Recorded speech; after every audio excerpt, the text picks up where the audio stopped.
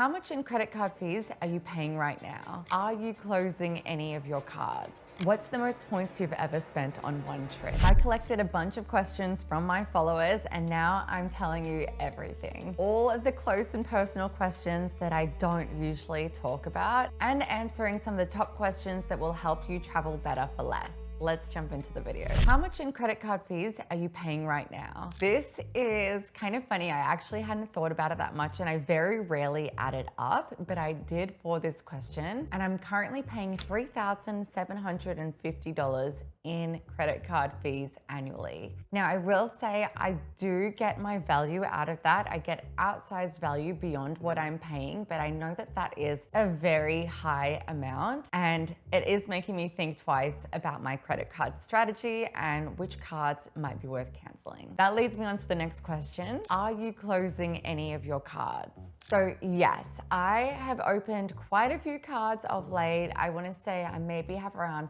12 cards open right now, which is quite a few less than a lot of people in the points and miles and points optimizer communities. But I'm planning to close a lot of my Delta cards. So I currently hold 3 Delta cards, which seems like a lot, but if you know the Delta cards, they help build towards status. And so for the last 3 years in a row, I've had platinum status with Delta, which I have found somewhat rewarding. But since moving from LA to Miami, I'm no longer in a Delta hub. And I find that it's pretty inconvenient to fly Delta to most places, and so I no longer have a need to hold on to that platinum Delta status. So I'm gonna close my Delta Platinum Business card, I'll close my Delta Reserve card, and I'm gonna close my Delta Gold card. But if I was still in LA, I would probably maintain those cards just for the status element. What's your favorite points currency right now? So my favorite points currency right now are Bilt points. There are 3 major reasons why, and those are Alaska, Hyatt, and Japan Airlines.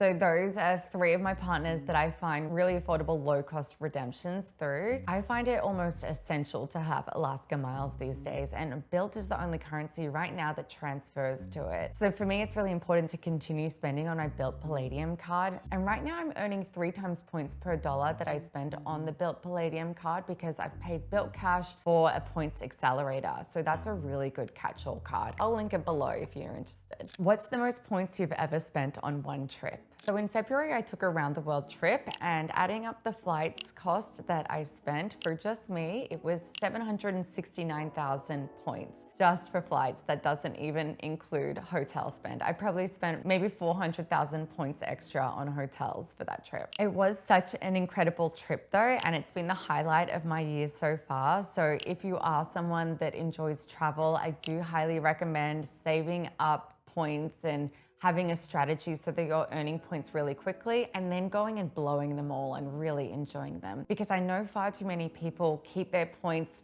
collecting dust in their account because they're saving them for a future time that they really don't know when that is. I say earn your points and then burn your points and then earn more after that. What's your dream redemption? So right now I have a goal to fly La Premiere, and that is one that you can't purchase with points outright. If you do have the platinum status with Flying Blue, the points guy told me that apparently it's around 350,000 points to buy that flight, which is obviously a lot of points. The other way to fly it is to buy a business class ticket on points on an aircraft that's equipped with La Premiere, and then day of, if all of the La Premiere seats haven't been sold, you may be offered a $4,000 upgrade. That's really expensive, but compared to the $20,000 outright cost of the flight, you're saving a lot of money. For me, just because this is my passion, I think it's super worthwhile, and I do hope to try that one soon. What's the fastest way to earn points? Without a doubt, the fastest way to earn points is to sign up for new credit cards, secure great welcome offers, and meet the spending thresholds. You can earn 100,000, 200,000, or even 300,000 points this way in a matter of months. Just make sure you can hit the spending threshold. The biggest welcome offers are usually to be found on business cards, especially business cards with higher annual fees. I'll link the current welcome offers below. Just make sure that that you have the ability to meet the spending thresholds. Otherwise, you don't get that welcome bonus. Are hotel points worth it? Because I do earn many more points than I used to these days, I can justify booking hotels with points, but you're lucky to get 2 cents per point on a hotel redemption, while you can get like up to 16 or 18 cents per point redemption for a good first class flight. So my recommendation is usually use your hotel credits first and then save your points for flights. And then if you still have lots of points that you can spend, use them towards hotels at that point. Hyatt is usually where I will be looking first for a solid hotel redemption. Otherwise, Points Boost in Chase Travel is another go-to for me. What's your strategy for finding first class award space? So I have a number of tools that I use to search across multiple airline programs at once to locate the flights in an efficient way at the lowest points price cost. My favorite is Seats.aero. I also use Roam.travel regularly, but this isn't foolproof. There are quite a few airlines that the award search tools don't have access to pull their pricing. And so my strategy is to figure out which aircraft and which first class I want to fly with.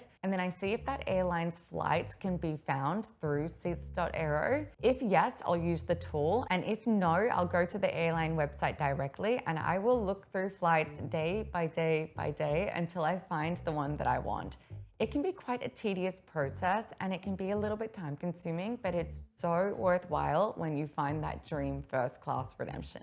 Carry-on only or checked bags? I always try and get away with carry-on only. Even when I had a month-long vacation planned, I was thinking about how I could possibly fit everything into carry-on. I far prefer to be able to get into the airport without dropping off a bag. It gives you more time in case you're running late or in case there are delays along the way. And then if you have connecting flights or if you're just needing to get out of the airport faster, it's so nice to not have to collect your checked baggage. Like if you fly from the US to Sydney, but then you're flying on to Melbourne, you'll need to get your luggage in Sydney and then check your luggage back in to go to Melbourne. On this recent trip, I ended up having to take checked luggage, but usually I am a carry-on only girl. Did you ever think this would become your career?